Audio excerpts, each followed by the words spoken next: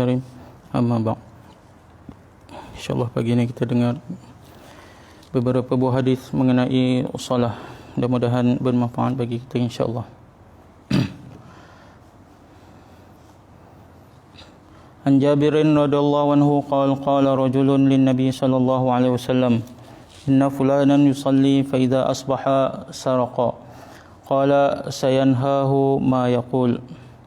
Sayyidina Jabir radhiyallahu anhu berkata bahawa seorang lelaki berkata kepada Nabi sallallahu alaihi wasallam, sesungguhnya ada seorang yang bersolat pada waktu malam, tapi pada waktu pagi dia mencuri. Nabi sallallahu alaihi wasallam bersabda, solatnya itu lambat laun akan mencegahnya daripada keburukan itu. Sayyidina Jabir radhiyallahu anhu berkata bahawa seorang lelaki berkata kepada Nabi sallallahu alaihi wasallam, sesungguhnya ada seorang yang bersolat pada waktu malam, tetapi pada waktu pagi dia mencuri. Nabi SAW bersabda, solatnya itu lambat laun akan mencegahnya daripada keburukan itu. An Salman radhiyallahu anhu qala Rasulullah sallallahu alaihi wasallam, innal muslima idza tawadda'a fa ahsana al-wudu'a thumma shalla as-salawatil khamsa tahatat khatayahu kama yatahattu hadzal waraq. Wa qala wa aqimis salata tarafayn nahari wa zulafan minal lail. Innal hasanati yudhhibna as-sayyi'at dzalika dzikra lidz-dzakirin. Sayyidina Salman radhiyallahu anhu meriwayatkan bahawa Rasulullah sallallahu alaihi wasallam bersabda, sesungguhnya apabila seseorang Islam berwudu dan dia memperelokkan wuduknya itu, kemudian dia mendirikan solat 5 waktu, maka akan berguguranlah dosa-dosanya sebagaimana berguguran daun-daun ini. Kemudian baginda Rasulullah sallallahu alaihi wasallam membaca ayat wa aqimis salata tarafayn nahari wa zulafan minal lail innal hasanati yudhhibna as-sayyi'at dzalika dzikra lidz-dzakirin, yang bermaksud, wahai Muhammad, dirikanlah solat pada kedua-dua tepi siang dan bahagian permulaan dari malam. Sesungguhnya segala kebaikan itu menghapus segala kejahatan. Demikian itu ialah peringatan bagi orang yang mahu beringat. Sayyidina Salman radhiyallahu anhu meriwayatkan bahawa Rasulullah sallallahu alaihi wasallam bersabda, sesungguhnya apabila seorang Islam berwudu dan dia memperelokkan wuduknya itu, kemudian dia mendirikan solat 5 waktu, maka akan berguguran dosa-dosanya sebagaimana berguguran daun-daun ini. Kemudian Rasulullah sallallahu alaihi wasallam membaca ayat wa aqimis salata tarafayn nahari wa zulafan minal lail innal hasanati yudhhibna as-sayyi'at dzalika dzikra lidz-dzakirin, yang bermaksud, wahai Muhammad, dirikanlah solat pada kedua tepi siang dan bahagian permulaan malam. Sesungguhnya segala kebaikan itu menghapuskan segala kejahatan. Demikian itu ialah peringatan bagi orang yang mahu ingat.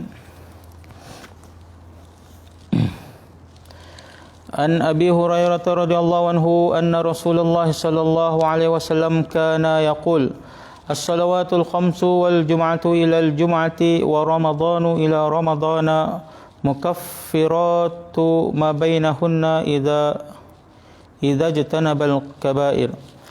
Sayyidina Abu Hurairah radhiyallahu anhu meriwayatkan bahawa Rasulullah sallallahu alaihi wasallam selalu bersabda, solat 5 waktu, solat Jumaat hingga solat Jumaat yang lain, puasa Ramadan hingga puasa Ramadan yang lain merupakan kafarah terhadap dosa-dosa yang berlaku di antara waktu-waktu itu, selagi seseorang itu menjauhi dosa-dosa besar.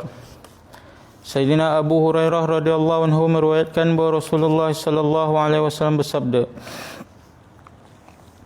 solat 5 waktu, solat Jumaat hingga solat Jumaat yang lain, puasa Ramadan hingga puasa Ramadan yang lain merupakan kafarah terhadap dosa-dosa yang berlaku di antara waktu-waktu itu, selagi seseorang itu menjauhi dosa-dosa besar. An Abi Hurairah radhiyallahu anhu qala Rasulullah sallallahu alaihi wasallam, man hafadha ala haula'i as-salawatil maktubati lam yuktab minal ghafilin. Sayyidina Abu Hurairah radhiyallahu anhu meriwayatkan bahawa Rasulullah sallallahu alaihi wasallam bersabda, sesiapa yang memelihara semua solat fardu yang 5 tidak akan ditulis dalam kalangan orang yang lalai. Sayyidina Abu Hurairah radhiyallahu anhu meriwayatkan bahawa Rasulullah sallallahu alaihi wasallam bersabda, sesiapa yang memelihara semua solat fardu yang 5 tidak akan ditulis dalam kalangan orang-orang yang lalai. An Abi Malik al-Ashja'i an abihi radhiyallahu anhu qala kana ar-rajulu idza aslama ala ahdi an-nabi sallallahu alaihi wasallam 'allamuhu as-salah. Sayyidina Abu Malik Ashja'i meriwayatkan bahawa bapanya radhiyallahu anhu berkata, apabila seseorang memeluk Islam pada zaman Nabi, maka perkara pertama sekali yang para sahabat akan ajarkannya ialah solat. Sayyidina Abu Malik Ashja'i radhiyallahu anhu meriwayatkan bahawa bapanya berkata, apabila seseorang memeluk Islam pada zaman Nabi, maka perkara pertama sekali yang para sahabat akan mengajarkannya ialah solat.